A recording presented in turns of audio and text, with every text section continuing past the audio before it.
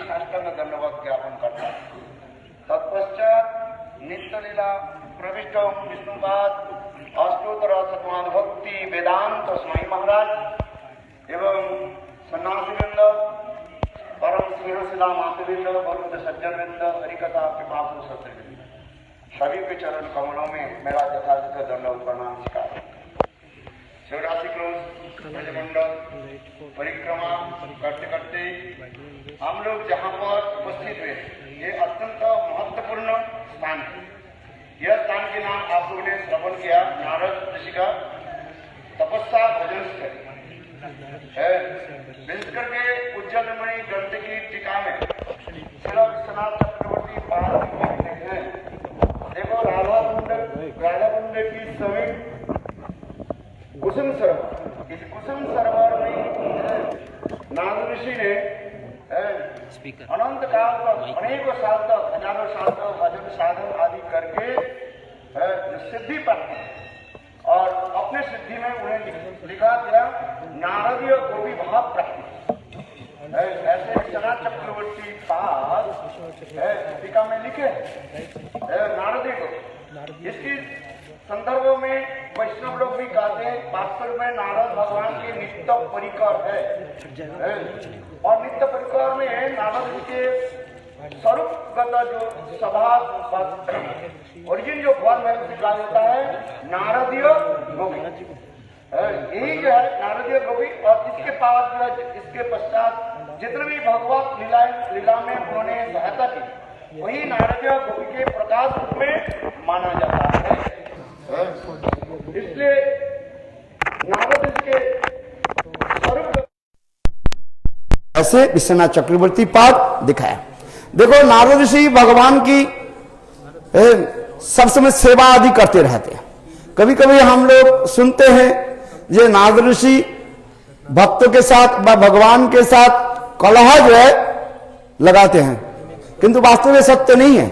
यदि कलह जहां पर शास्त्र में कलह शब्द लिखा गया उसके कहा जाता है क्या, प्रेम विवर्धक कहा जाता है। माने प्रेम के और भी अधिक रूप में बढ़ाते हैं, विवर्धक विशेष रूप में बढ़ाते हैं, इंक्रीज करते हैं। और ये प्रेम कलह आदि के द्वारा समस्त प्रकार की ग्रंथि आदि जो है वो अपने आप प्रकाशित हो जाता है। इसलिए जहां जहां पर नारद ऋषि के बारे में कलह आदि करना अथवा एक दूसरे के साथ झगड़ा व कलह लगा देना, ये वास्तव ये क्या है, प्रेम को वर्धित करना। देखो सत्य त्रेता द्वापर कली ये चार युगों में नारद ऋषि भगवान की सेवा कैसे आदि करते रहते हैं। कोई मानसिक सेवा करते हैं, कोई शरीर के द्वारा सेवा करते हैं और कई वचन आदि के द्वारा सेवा करते हैं। सेवा तीन प्रकार, कायिक, वाचिक और मानसिक। नारद ऋषि उसी प्रकार भगवान की कैसे सेवा करते। देखो कलियुग में महाप्रभु के लीला में यहां से शुरू करते हैं हम जहां पर है। कलियुग में महाप्रभु के लीला में नारद ऋषि साक्षात जो है श्रीवास पंडित के रूप में प्रकट हुए और श्रीवास पंडित के रूप में आकर के क्या किया, ये उन्होंने देखो सत्य त्रेता द्वापर में ब्रह्मचारी के रूप में रहे, किंतु कलियुग में महाप्रभु के सेवा के लिए उन्होंने कौन सा आश्रम के स्वीकार किया, गृहस्थ आश्रम के स्वीकार किया है। जो अकुमार ब्रह्मचारी है और महाप्रभु के सेवा में उन्होंने क्या की ना, गृहस्थ आश्रम के रूप में स्वीकार करके और कैसे महाप्रभु के सेवा आदि करते थे, जिससे चैतन्य महाप्रभु सचिनंदन गौर हरि जब नवद्वीप धाम में विराजमान रहे, नित्य प्रत्यह चैतन्य महाप्रभु सचिनंदन गौर हरि ना क्या बोले श्रीवास जी के गृह में रहते थे और उनके गृह में रह करके नाम संकीर्तन आदि करते थे। देखो कितने सुंदर उसमें विचार दिखाया। ये कोई कहते हैं ब्रह्मचारी ज्यादा सेवा करते हैं, सन्यासी ज्यादा सेवा करते हैं, गृहस्थ कम करते हैं, ऐसे कोई बात नहीं। जय भजे सही बड़ो अभक्त हिंसार कृष्ण भजन नहीं जाति कुल आदि विचार। जो भजन करता है वो श्रेष्ठ है। भजन के क्या कहते हैं, जाति कुल के विचार नहीं हो, ब्रह्मचारी हो, गृहस्थ हो, वानप्रस्थ हो, सन्यासी हो अथवा ब्राह्मण हो, क्षत्रिय हो, वैश्य शूद्र हो। जय भजे सही बड़ो अभक्त हिंसार अभक्त जो है वो क्षार माने बेकार। किंतु नारद ऋषि देखो गृहस्थ होकर के कैसे महाप्रभु के प्रति स्नेह प्रीति ममता आदि रखते थे, जिसके फलस्वरूप चैतन्य महाप्रभु नवद्वीप लीला में श्रीवास ठाकुर के आंगन में कैसे कीर्तन आदि करते थे, और श्रीवास ठाकुर भी महाप्रभु के प्रति कैसे स्नेह ममता प्रीति आदि रखते। अनेकों लीला है, समय संक्षेप है, मैं थोड़ा थोड़ा करके बोल जाता हूं। और देखो नाम संकीर्तन आदि करने लगे। एक समय चैतन्य महाप्रभु श्रीवास ठाकुर एक गृह में नाम संकीर्तन कर रहे थे, हरे कृष्ण कृष्ण कृष्ण हरे हरे, हरे राम राम राम हरे हरे, हरिहराय नमः कृष्ण जादवाय नमः, जादवाय माधवाय केशवाय नमः, गोपाल गोविंद राम श्री मधुसूदन गिरिधारी गोपीनाथ मदन मोहन। चैतन्य महाप्रभु इसी प्रकार श्रीवास ठाकुर के गृह में नाम संकीर्तन करे थे। मध्य रात्रि हो गए, रात करीब 1-1:30 बज गया। इतने समय महाप्रभु अकस्मात कहने लगे, श्रीवास मेरे हृदय में आज कुछ आनंद नहीं आ रहा है, कोई तुम्हारे घर में कुछ अमंगल हुई, कोई अमंगल हुआ। देखो श्रीवास ठाकुर कहने लगे, प्रभु आप जहां पर नाम करते हैं, नाम प्रभु से, ये नामी प्रभु से नाम कर रहे हैं, जिसके नाम ब्रह्मा आदि ब्रह्मा शिव आदि लेकर के नित्य गीत आदि करते हैं, चतुर्मुखे ब्रह्म जपे कृष्ण कृष्ण कृष्ण है, पंचमुखे शिव जपे राम नाम। और प्रभु आप वही नामी प्रभु, आप अपने नाम लेकर के आप नित्य गीत कर रहे हैं। सर्वशास्त्र कहते हैं, विदित है, नाम के द्वारा सब कुछ मंगल है, और अमंगल कैसे हो सकता है। तथापि चैतन्य महाप्रभु कहने लगे, श्रीवास तुम मुझे छिपा, कुछ छुपाना नहीं चाहिए, बोलो, हृदय खोल करके बोलो। उस समय श्रीवास ठाकुर महाप्रभु के चरण पकड़ करके रोने लगे, प्रभु क्या बताऊं, देखो आज मध्य रात्रि में मेरा कनिष्ठ पुत्र जो है वो देहांतर हो गया, माने शरीर छोड़ दिया, और आपके पास ही घर में माने निकट जो है कक्ष में, और जितने में महिला जो है रो रहे, और वो महिला जब रोने लगे, श्रीवास ठाकुर स्वयं उनके पास जाकर देखो महिला के स्वभाव ही है, चित्त थोड़ा पिछिल होता ही है, और पुत्र स्नेह तो है ही है, इसमें कोई बोलने के अधिक नहीं है। इसलिए जब रोने लगे, श्रीवास ठाकुर कहने लगे, देखो आप लोग रोते रहो तो चैतन्य महाप्रभु की कीर्तन में बाधा है। कीर्तन चैतन्य महाप्रभु के कीर्तन में बाधा देना ये अपराध हो जाता है, और महाप्रभु अप्रसन्न होंगे। इसलिए तुम लोग यदि रोते रहो और महाप्रभु के कीर्तन में बाधा हो तो मैं गंगा में जाकर के कूद पड़ता। इसी प्रकार समस्त स्त्रियां को जो है समझाया, और उनके करे रोम। इसी का चैतन्य महाप्रभु श्रीवास ठाकुर स्वयं महाप्रभु के बोले, चैतन्य महाप्रभु जब सुना, चैतन्य महाप्रभु कहने लगे, श्रीवास देखो तुम्हारे पुत्र शरीर छोड़ दिया, और तुम मुझे भी समाचार भी नहीं दिया, और तुमने ये भी कहा जो मेरा कीर्तन में बाधा न आ जाए, न भूत न भविष्य। संसार में कोई है, अभी थोड़ी सी कुछ हमारे हो जाए, हम तुम्हें माइक छोड़ कर भाग जाएंगे। हमारे परिवार के अभी जी कोई समाचार है, हम परिवार है, चलो परिवार के कोई यदि मर जाए व कुछ हो जाए, हम यहां से दौड़ लगाएंगे। किंतु देखो श्रीवास जी के पुत्र देहांतर हो गया, तथापि श्रीवास ठाकुर एक बार भी महाप्रभु के नहीं बोले, समाचार भी नहीं दिया। उसने महाप्रभु स्वयं कहा, श्रीवास मैं आज से प्रतिज्ञा करता हूं सदा सर्वदा तुम्हारे गृह में ही रहूंगा। इसलिए महाप्रभु संन्यास लेने के पहले महाप्रभु स्वयं भक्त के कहा, देखो हे नवद्वीप वासी, मैं प्रतिज्ञा करता हूं आप लोग के छोड़ करके मैं कहीं नहीं जाऊंगा।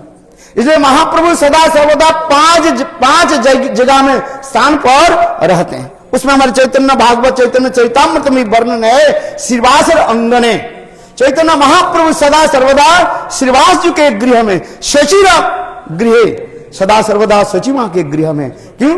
मां के छोड़ करके कहा जाए, जननी जन्मभूमिश्च सर्गाद भी गृह से, मां के छोड़ करके कहा है। इसलिए सचिर गृह श्रीवासेर अंगने सचिर गृह नित्यानंद नर्तने, जब नित्यानंद वो नृत्य करेंगे चैतन्य महाप्रभु में प्रकट हो जाएंगे। और चौथा अद्वैत आह्वान है, जब अद्वैत आचार्य पुकारेंगे महिमा प्रकट हो जाएंगे। और श्री राघवेर गृह है, राघव पंडित महाप्रभु के इतने प्रिय थे और उनके बहन दमयंती कैसे महाप्रभु की सेवा आदि करते थे। इसलिए महाप्रभु सदा सर्वदा 5 जगह में विशेष करके जो है श्रीवास जी के गृह में कैसे रहते थे। एक बार महाप्रभु नाम संकीर्तन आदि कर रहे थे, महाप्रभु के नाम संकीर्तन आदि तो बाहर में प्रचार चला, जैसे महाप्रभु कैसे नाम संकीर्तन आदि करते थे। उद्दंड होकर के महाप्रभु जब नृत्य करते थे, महाप्रभु के शरीर में असाध्य विकार होता था। यह कि महाप्रभु के गले के माला नीचे गिर जाता है और भक्त के चरण में लग जाता है। एकादशी महात्मा है नहीं, उसमें एकादशी कृत में है, सिंधिया पड़े माला है भक्त पाए। देखो इतने भाव में अभिष्ट होकर के महाप्रभु नृत्य आदि करते थे। और उस समय कोई एक श्रीवास जी के क्या बोले उसको सास है शायद, उन्होंने विचार करने लगे जे महाप्रभु की मैं एक नित्य दर्शन करना चाहता हूं। ये 2 लीला कथा है, चैतन्य भागवत और चैतन्य मंगल में। एक जो है वो दूधाहारी फलाहारी का दूधाहारी जो पयोपहारी की कथा है, और श्रीवास जी की सास की भी कथा है। दोनों कथा करीब एक ही रकम की है। उसमें कहने लगे ये महाप्रभु के नाम संकीर्तन मैं देखना चाहता हूं, बचाती हूं, माने वो पयोपहारी और ईद। किंतु महाप्रभु के नियम था, श्रीवास ठाकुर के गृह में जब दरवाजा बंद करके नाम संकीर्तन करते थे, किसी के ये नहीं था, अनुमति नहीं था प्रवेश करने का। इसलिए श्रीवास ठाकुर के बार श्रीवास ठाकुर के चरण पकड़ करके कहने लगे मैं दर्शन करना चाहता हूं। श्रीवास ठाकुर कहने नहीं, किंतु बार बार जब रगड़ एक गिड़गिड़ाने लगे, और उसमें एक कोने में, घर की एक कोने में थोड़ा बोरा आदि जो है कुछ आच्छादित करके बैठे। और नाम संकीर्तन के समय हो गया। महाप्रभु नाम संकीर्तन करने के कुछ समय के बाद महाप्रभु कहने लगे श्रीवास तुम्हारे घर में कोई विजातीय व्यक्ति आए हैं, आज मेरा नाम संकीर्तन में उल्लास नहीं हो रहा। देखो उस समय श्रीवास ठाकुर चैतन्य महाप्रभु के चरण पकड़ कर रोने लगे, बोले प्रभु एक पयोपहार में केवल दूध पीने वाले वो मेरे चरण में प्रार्थना की ये आपके नाम संकीर्तन दर्शन करेंगे, इसलिए कोने में महाप्रभु ने उसके बुलाओ। महाप्रभु उनके बुलाया और महाप्रभु उनके कहा आराधितो यदि हरि तपसा किम, अरे क्या श्लोक है, यदि हरि आराधितो यदि हरि तपसा किम, नारायितो यदि हरि तपसा किम, अंतर बहिर यदि हरि तपसा किम, नंतर बहिर यदि हरि तपसा किम। बोले ये तुम जो तपस्या आदि करते थे, हम कहीं क्रिटिसाइज नहीं कर रहे हैं, थोड़ा शब्द साक्षात बोलते हैं। कोई देखो अनेक लोग अनेक प्रकार तपस्या आदि करते हैं, कोई थोड़ा एक बार खाते हैं, कोई भी है फलाहार करते हैं, कोई पानी पी करते हैं, कोई दूध पी करके रहते हैं। यहां तक भी शास्त्रों में है कोई मौनो अवलंबन भी करते हैं, मैंने बात नहीं करेंगे, ये भी एक प्रकार तपस्या है। ये सबसे बड़ी तपस्या है। पानी पी करके आप कम पानी पियो या दूध पी करके रहो, ये तो, किंतु बात नहीं करना ये सबसे बड़ी तपस्या है। क्यों हमारे जिहा इतना लपलपाता है ना। हाँ भाई शास्त्र तो कहा दिया कम से कम 1 महीने पर चर्चा पर निंदा करो, किंतु जहां पर सन्यासी ब्रह्मचारी एक दूसरे मिलते रहते ना, वो कहीं नहीं कहीं हमारी जिहा से लपक लपक करके निंदा करना शुरू कर देता है। ये मौन व्रत करना इतने सहज नहीं। जो लोग मौन व्रत करते मैं उनके चरण स्पर्श करता हूं, वास्तव में सत्य है। क्या जी? हाँ एक भक्त भी एक मौन व्रत किया, कहां गए? अच्छी बात है बात, किंतु हमारे भक्ति हम तो प्रभुपाद इस मौन व्रत के ऊपर भी कहा गया मौन रखना, कहते हैं हरि कथा ही मौन है। जो हरि कथा नहीं बोला, हरिनाम उच्च स्वर से नहीं किया, वो मौन व्रत की फल आपके ज्यादा प्राप्त नहीं, ज्यादा सरगम है वो मुक्ति अथवा भुक्ति मुक्ति आदि के दे करके दे, किंतु वास्तव मौन जो है भगवत कथा हरि कथा ही यथार्थ जो है मौन व्रत। और तब उस समय महाप्रभु यही श्लोक सुने, आराधितो यदि हरि तपस्या, जिसके हरि आराधना हो गया, ये तपस्या क्या है? तप माने कष्ट देना, शरीर के कष्ट देना के नाम ही है तपस्या कहा जाता है। तपदाह है, तपस्या है। यदि हरि आराधना नहीं हुई तो तपस्या करके फायदा क्या है? शरीर को कष्ट देकर कोई फायदा नहीं है। और हरि जिसको आराधना ही हो गया तो उसके तपस्या करके नाराधि अंतर बाहिर यदि हरि तपस्या की, जिसको अंतर बाहिर में हरि है, श्री हरि है, उसके तपस्या की फल क्या है? और नंतर बाहिर यदि हरि तपस्या जिसके अंतर बाहर में हरि नहीं है, वो केवल मौन व्रत धारण करे अथवा दूध पी करके रहे अथवा कुछ कठोर शरीर के कष्ट दे, उसके फल कुछ नहीं है। इसलिए महाप्रभु उसी प्रकार अनेकों शिक्षा दी। ये श्रीवास ठाकुर के गृह में हुई, महाप्रभु के लीला में स्वयं नारद ऋषि श्रीवास ठाकुर होकर के कैसे महाप्रभु के सेवा आदि किया। इसके आगे देखो, इससे आगे चलते हैं। द्वापर युग में भी नारद ऋषि के महिमा तो अपार है, सर्वत्र जो है नारद ऋषि की। त्रेता नारद ऋषि के जो है जो लीला जो है त्रेता, द्वापर और त्रेता युग में तो अनेकों लीलाएं हैं। द्वापर युग में इतने लीला है, भागवत में भूरी भूरी भूरी भूरी प्रशंसा होते जा रहे हैं। नारद ऋषि कैसे सेवा आदि करते रहते हैं। देखो नारद ऋषि एक तरफ था, जैसे आप लोगों ने श्रवण किया, देखो जब आकाशवाणी हुई, हे कंस, तुम अपने बहन देवकी के इतने घटा करके विवाह करके लेकर के जा रही हो। देवकी और वसुदेव के अपने रथ पर बैठा करके और लेकर के जा रहे। जानते हो यही देवकी के गर्भ में 8वां गर्भ में स्वयं विष्णु तुम्हारे हंतारा हुआ, तुम्हें मरिया। देखो उस समय कंस ने क्या की, रथ से कूद गए और देवकी के बाल को ऐसे पकड़ घिसकते हुए लिया और अपने तलवार से निकाला मारने के लिए। ना रहे बांस और ना बजे बांसुरी, देववाणी आकाशवाणी को मैं मिथ्या कर देता हूं। देवकी नहीं रहे, देवकी अष्टम गर्भ से विष्णु कैसे प्रकट। उस समय वसुदेव महाराज उसके बहुत कुछ समझाया। अंत में कहा जे मेरे इसके जो अष्टम पुत्र आपको मैं ही दे दूंगा, जब बच्चा जो होगा। नारी वध करना उचित नहीं है। हे कंस, तुम वीर समाज में कैसे मुख दिखाओगे? लोग कहेंगे कि कंस तुम क्या वीर हो, एक अबला स्त्री को तुमने मार डाला। देखो इस कथा के सुन करके कंस विचार में वास्तव सत्य है और वसुदेव महाराज सत्ता स्वरूप है, धार्मिक है, इसलिए उन्होंने विचार किया अच्छा ठीक है, नजरबंदी करके रखा। और इतने समय नारद ऋषि भी आ गया। देखो नारद ऋषि का चरित्र कैसे है।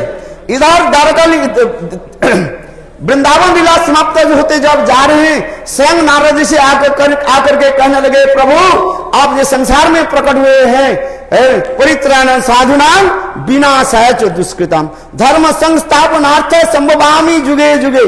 क्या ये केवल ब्रजवासी लोग साधु है? क्या मथुरावासी साधु नहीं है?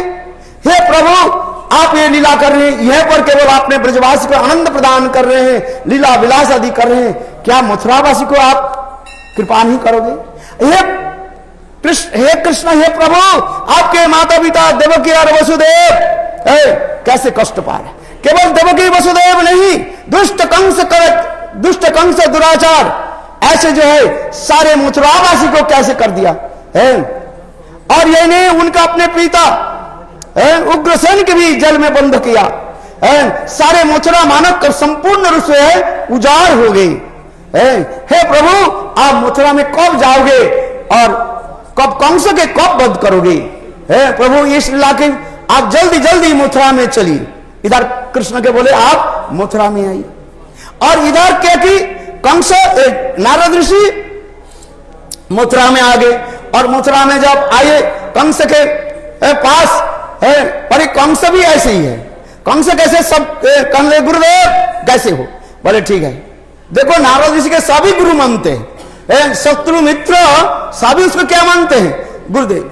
हाँ गुरुदेव क्या समाचार है, सब कुशल है? हाँ जी नारद। हाँ कंस सब कुशल है। बैठने दिया और कहने लगे क्या समाचार है बताओ। बोले क्या कहूं गुरुदेव, आकाश बनी हुई देवकी के अष्टम गर्भ विष्णु मेरा हंतार होगा, मुझे हत्या करेंगे।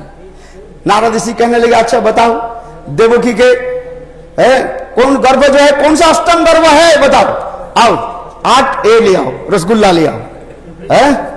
रसगुल्ला ले आओ और एक एक करके रखो, है? ऐसे जो है वृत्ता करके सर्कल करके रखो। इसे गिनो तो कौन सा 1 है और कौन सा 8 है। 1 2 3 4 5 6 7 8 कहता अच्छा इधर से गुनो, आगे इसे इधर से गुनो, गिनो बोले 1 2। अच्छा बोलो कौन सा है? देखो भगवान विष्णु वो बहुत चला गए, हो सकता है प्रथम गर्भ उसका 8वां गर्भ कह दे और 8वां गर्भ प्रथम कह दे, पहले कह दे। इन्हें काम करो कंस, सबसे बड़े अच्छी बात है क्या, सबको मार दो, ना रहे बांस ना बजे बांसुरी। देवकी के सारे पुत्र के एक एक करके मार। हाँ गुरुदेव ये आपने अच्छा बताया।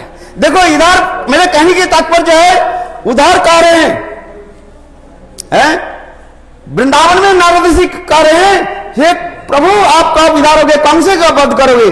आज इधर कंस के कह रहे हैं कंस तुम्हारे हंतारो विष्णु के कोई पता नहीं है कब आगे आ जाए। इस प्रकार नारद ऋषि के सेवा उसी प्रकार करते, इसी सेवा से ही भागवत की एक उत्कर्षता बढ़ा। बहुत कुछ इसमें छिपे हुए हैं। नारद ऋषि कभी ऐसे आग लगाते नहीं है, नारद ऋषि वास्तव जो है ये समस्त लीला आदि करते हैं। आगे नारद ऋषि के अनेकों लीला है, द्वारका लीला से लेकर के और भी, और नारद ऋषि के देखो द्वारका लीला में भी है। नारद के नामकरण भी ऐसे कहा गया, नारद, नाम माने नहीं, रोध माने उसे कोई रोक नहीं सकते।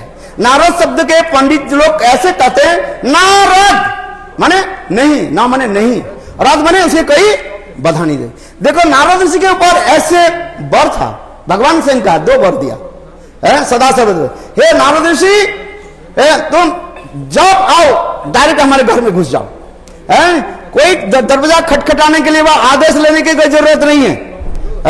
जहां पर मैं हूं आप जिस अवस्था में हूं, बाथरूम में हो अथवा कहीं भी हो, बस धड़ास करके घुस जाओ, कोई रोकथाम नहीं है। और दूसरी कहते हैं नारद ऋषि के कहा नारद तुम जब भी आ जाओगे मेरे आमने सामने तेरा मन चाहे वर मांग लेना। देखो द्वारका लीला में ऐसी है, नारद ऋषि क्या की, एक बार सुधर्मा सभा में स्वयं कृष्ण 16,108 पाटनी के साथ बैठे हुए थे। देखो संसार की बात है, स्त्रियों के पास जब बैठते हैं पत्नियों के साथ बैठते हैं, क्या करते हैं लोग, आपने कितने पत्नी हैं, विवाह किया आपने? नहीं है? आपने विवाह किया? कितने पत्नी है? एक ही तो है भारतीय के विधान, 2 पत्नी तो। देखो उसने क्या की विवाह, नारद ऋषि क्या क्या करने, क्या बोले कृष्ण देखो 16,108 पत्नियों के साथ सुधर्मा समय बैठे हुए, और कृष्ण के हास परिहास आदि करते जाए, अपने पत्नियों को जो है बहुत सुंदर उनकी सुहाग आदि वर्णन करने लगे। देखो ये रुक्मिणी कितने सुंदर रसोई बनाते हैं, ये सत्यभामा इसके बोलने की कैसे सुंदर शैली है, ये नागन जितना ऐसे के, और सब एक एक करके हथताली दे रहे हैं। जिसके प्रशंसा हो रहे थोड़ा ऊपर से कह रहे नहीं प्रभु मेरे प्रशंसा मत करो, और अंतर अंतर कह रहे हैं प्रभु और भी बताओ और भी बताओ, बोलो वृंदावन बिहारी है।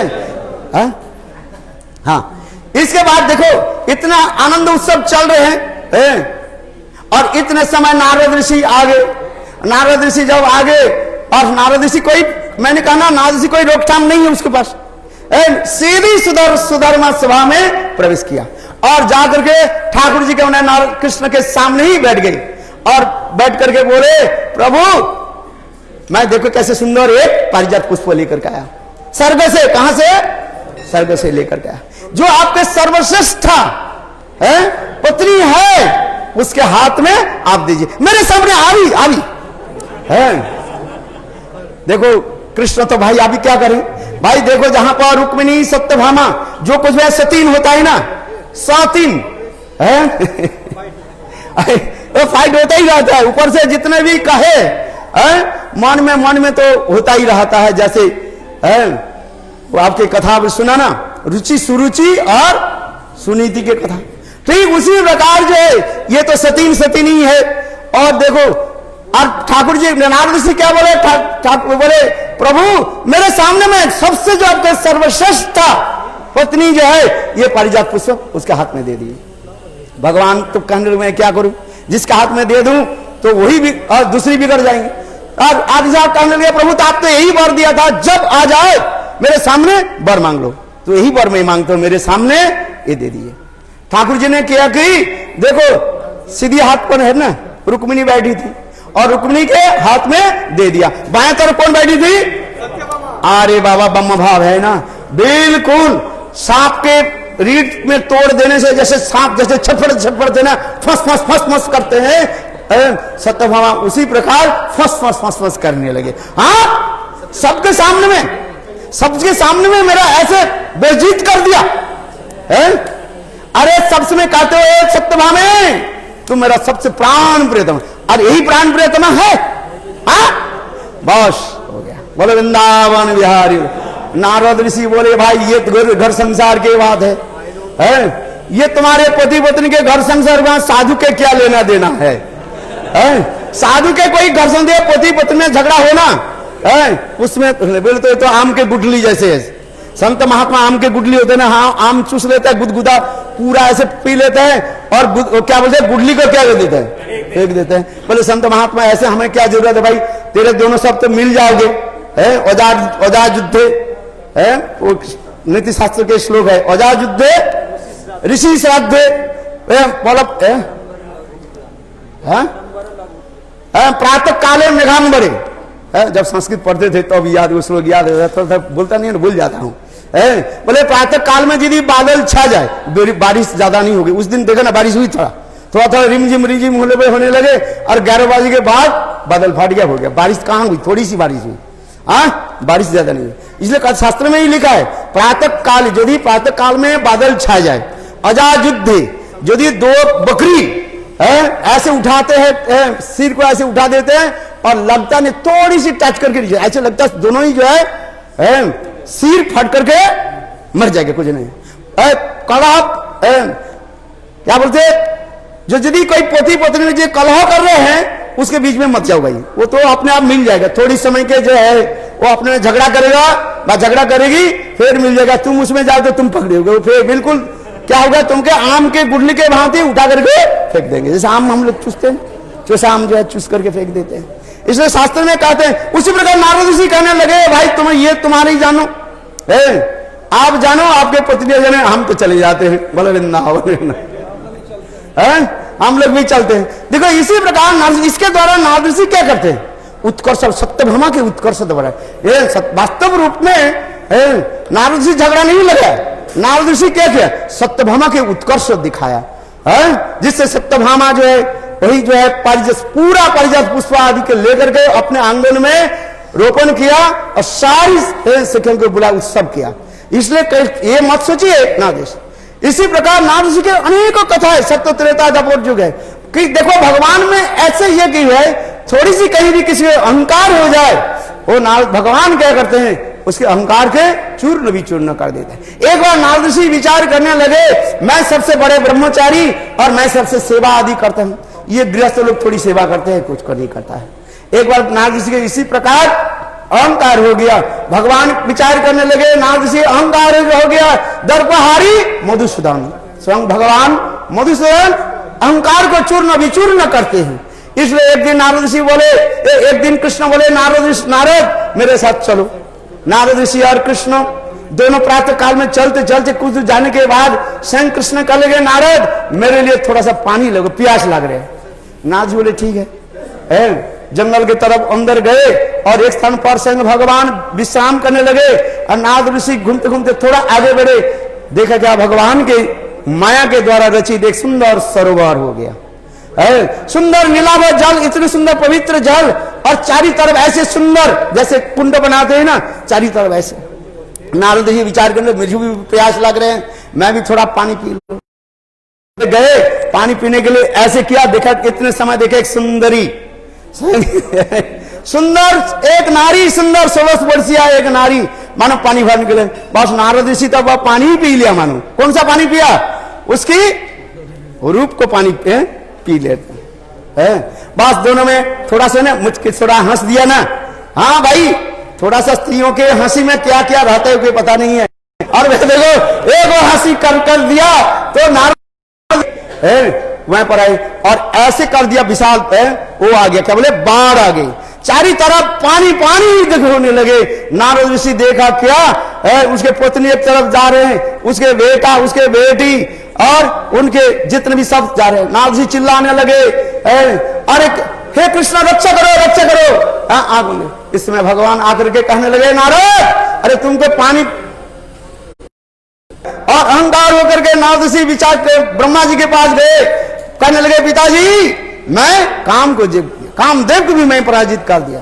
ब्रह्मा जी कहने लगे, अरे बेटा मैं तेरा बेटा, मैं तेरा पिता हूं, मैं काम के जीत नहीं किया, तुम कैसे कर? अरे पिता नहीं कहते बेटा नहीं कर सकते है? ऐसे करके स्थान को छोड़ करके चले गए। शिव जी के पास जा गए, शिव जी को ले भाई मैं भी काम के जीत लिया, देखो कामदेव के मैं पराजित कर दिया। कामदेव सैन्य बोले मैं पराजित। शिव जी बोले अरे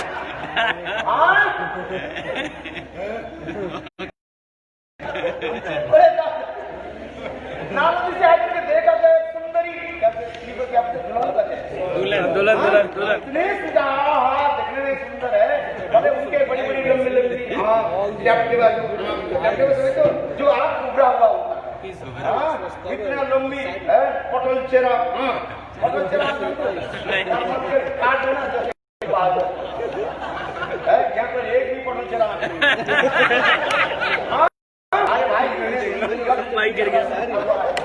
और सबसे ऊपर दिखाई पड़े इसके मुंह कैसे सुंदर, होठों में कैसे भाई उसको देख करके नारद ऋषि विचार करने लगे, देखो मैं तो तपस्वी हूँ, मैं तपस्वी के रूप में जाऊं, थोड़ी मुझे स्वीकार करें, थोड़ी वो मुझे। अच्छा ये ऐसे करके नारद ऋषि बोले, अच्छा ठीक है जिससे तुम्हारे मंगल हो ऐसी हरि भगवान सर्वंतर्यामी है ना, बोले गुरु सर्वंतर्यामी है, हमारे सर्वमंगल किसमें, ये नारी के साथ विवाह हो जाए। हाँ नारद ऋषि दौड़ करके आए तो हमारे सबसे जय सुंदर हरिमुख मुझे प्राप्त है, हरिमुख मुझे दीजिए। हाँ शब्द क्या था, हरिमुख मुझे दीजिए। हाँ नारद ऋषि हरिमुख तो सबसे सुंदर आगे नारद ऋषि आगे जहाँ पर विवाह मंडल है ना, उस दिन 2-3 दिन पहले जैसे आप लोग सब झांक रहे मैं जाकर के नारद ऋषि बैठ गए, सब लोग बैठ गए। नारद ऋषि करने लगे इसको तो शादी करना ही है, मेरे जैसे सुंदर हुआ तो इसको है थोड़ी। नारद ऋषि साहब से अपने चेयर लेकर के चेयर पर खाली तो टेंट हाउस में एक चेयर लेकर के सोएंगी और गाड़ी में बैठे बिल्कुल वो क्या दुल्हन बोलते हैं। हाँ भाई उसके आमने सामने के पीछे गाड़ी तो दिखाई नहीं पड़ेगी। बोले देखो वो दुल्हन ने फॉर्मूला लेकर के ऐसे घूमने लगे। इसके बाद गए, उसके बाद गए, सबके बाद देखे नाम किसी के मुझे दिखाई नहीं, इससे कुंडली लगा हुआ है ना, वो जहाँ पर चलते बिल्कुल वही वो चेयर लगे, वो चेयर छोड़ी नहीं है, चेयर लगी चेयर लगी और सब लोग हंसने लगे। इतने समय भगवान श्री हरि प्रकट हुए और प्रकट होकर गरुड़ जी के पीठ से उतरे और उतरने के साथ ही साथ वो सुंदर रमणी ने किया कि अपने बरमल्ल श्री हरि के गले में दे करके गरुड़ के पीठ पर चढ़ करके और बोले हाय हाय इतने कठोर तपस्या किया और हरि मुझे क्या, हरि मुख नहीं दिया। सब देवता ने बुला रहे नारद ऋषि तो अपने मुक्त से हरि मुख क्यों, मेरे मुक्त सबसे श्रेष्ठ है हरि मुख। अरे हरि शब्द के अर्थ एक अर्थ होता है, हरि शब्द के अर्थ होता है, दूसरी क्या होता है बंदर। उससे सब बड़ा शीशा में लंबी शीशा होता है ना, शीशा में देखो वास्तव जो है बंदर के मुख। तो उस समय नारद श्री हरि भगवान को भी साथ दिया जिससे रावण चले जाओ, जैसे मैं स्त्री के लिए जैसे मैं तड़प रहा हूँ, हे श्री हरि त्रेता युग में आप भी उसी प्रकार अपने स्त्री के लिए आप तड़पते रहोगे। उसी प्रकार उसी की मानो लीला स्मरण करते हुए स्वयं भगवान विष्णु त्रेता युग में रामचंद्र के रूप में प्रकट हुए और स्वयं लक्ष्मी देवी जो है सीता देवी के रूप में प्रकट हुए और इसके बाद हरण हुआ, उसने कहा दिया और नारद ने कहा जिस बंदर के मुझे मुख मुझे दिया वही बंदर ही आपके पुत्री की उद्धार के लिए खोज के लिए सहायता करेंगे। और यही रामायण की जो है मूल उत्सव सोर्स कहा जाता है। नारद ऋषि के अनेक कथा है। बोलो वृंदावन बिहारी लाल की बोलो नारद